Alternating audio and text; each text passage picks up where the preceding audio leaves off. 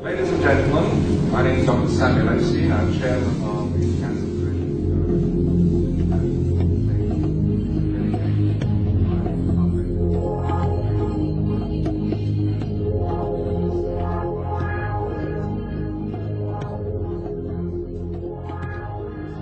First of all, I don't claim, I state. I don't make claims, I make statements on the basis of scientific data. Solid, unarguable scientific data, which the cosmetic industry, if you look at the Cosmetic Fragrance and Toiletry Association annual handbooks, they admit these carcinogens, many of these carcinogens are present, but they say, oh well, at low levels they're okay. So the suggestion that low levels of carcinogens are safe is scientifically and palpably false and self-serving. It ignores multiplicity of interactions. It ignores the high sensitivity of infants. It ignores large areas of skin and applications for lifetime. And it ignores a wide range of related factors of this kind. Infants are exquisitely sensitive to carcinogens. So if you apply carcinogens to infants, particularly to large areas of skin, then the dangers are increased still more. So here we're dealing with multiplicity of carcinogens applied to large areas of the skin from lifetime, from birth till death, public being given no information whatsoever about it, and many of these carcinogens are known to be absorbed through the skin, and their absorption is facilitated by a wide range of detergents, particularly one like just sodium lauryl sulfate, damage the skin to such an extent, microscopically damage it, that the carcinogens can easily enter. Based on our published data, we have published data supported by press releases, numerous press releases which have never been challenged, and supported by articles which we've written. There's up to about 80, believe it or not, different carcinogens in routinely used cosmetics and toiletries. 80. The public has the right to have this information. Clearly, the more of a carcinogen you use or are applied to or exposed to, and the higher the concentration and the longer the duration of use, the greater is your risk. Clients come to a beauty therapist so that they can give them a helping hand with their skin. They want to know how to nourish and feed their skin so they're going to get optimum performance from the products that they're using so that they can walk around with beautiful skin. The skin's the largest organ of the body, okay, so it is also like a giant sponge. So anything we put on it can be absorbed. What we feed it is very important. So if we put anything that's questionable, dangerous, carcinogenic on our skin, the body can actually absorb it. It can get into the bloodstream. So it's very important that whatever we put onto our skin is actually safe for our skin, so it's not going to cause any harm.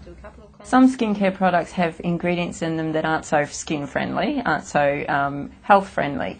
So I choose to use products that don't have any harmful ingredients, anything that's questionable in any way, because they can have long-term detrimental effects on both our skin and our health.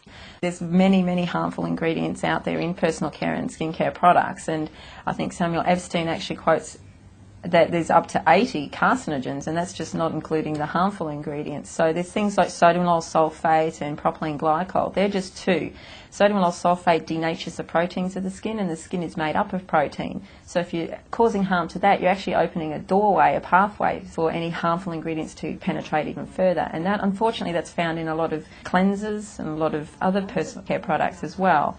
Propylene glycol is detrimental to the skin, yet it's found in a lot of moisturisers. It doesn't make sense. It can actually inhibit skin cell growth. So why are we putting it in skincare? That in itself is a mystery to me. Things like mineral oil can do the same thing. It suffocates the skin, sets yourself up for all sorts of rashes and allergic responses. If the skin's not eliminating, it can't do its job properly. There's talc. Talc's been proven long ago that it's been harmful to women in particular with ovarian cancer and things like that. And yet you find it in everyday cosmetics like face powder, eyeshadows, things like that. So it's very important that we try and keep these things out of our skincare and our makeup. It's important to me that the products that I used aren't going to cause any harmful effects to my clients, whether that's detrimental to their skin or to their health.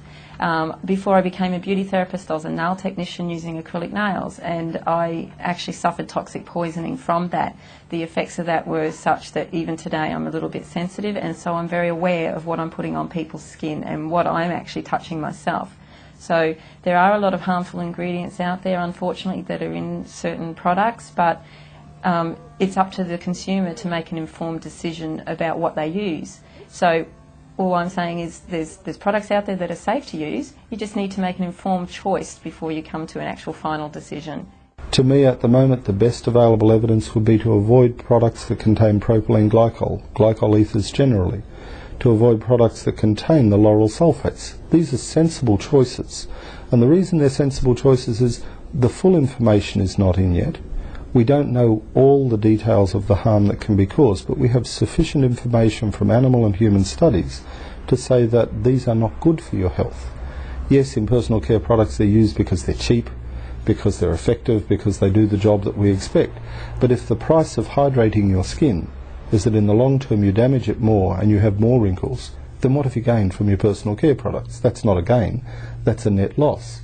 And I think we're facing the time now that a lot of what we see as the so-called visible signs of aging are nothing more than a lot of the choices that we've made as the years have gone by of products which help us in the short term only for us to be paying a long-term price. Many credible sources, investigators, researchers, doctors, scientists have been bringing to the fore problems with chemicals that are used in everyday substances and products that we use. For instance, shampoos, makeup, mouthwashes. These issues are affecting people's health. These chemicals have known potential harmful effects on humanity. People need to start investigating obtaining safe products, replacing these products with other items that are manufactured without using these chemical problems with them.